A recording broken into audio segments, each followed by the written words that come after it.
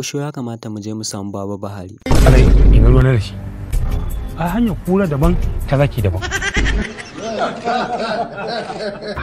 Mu same shi mu koma tsintsiya. Tsintsiya? Mana saboda mu share dattin da ke cikin Najeriya. Mu share uwarka? Buhari, me ya hana ƙasar mu ci gaba? Cin hanci da rashawa. Amma mutane gani suke kamar baka aiki. Wato ana yin abubuwa da yawa a wannan gwamnatin wajen mutane ba su fahimta. Ƙarya kake wallahi. Me kake so ka samar wa ƙasar mu? Zama lafiya da wadata. Sai me kuma? Za mu yaƙi Boko Haram. Wani irin sojoji kuka samar domin yaƙar 'yan Boko Haram? Da na ruwa, da na sama, da na ƙasa. Me yasa bara a raba wa talakawa kuɗin corona ba? Ba a ba da kuɗin. Na mutu kawai. Wallahi.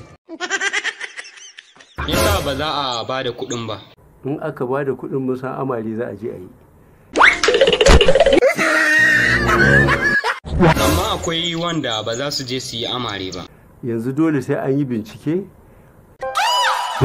To yaushe za a yi binciken? Kila nan da shekara 30 kana Najeriya. Wallahi ba zai yi ba. Saboda me? Akan me? Ba mu san yancin mu bane.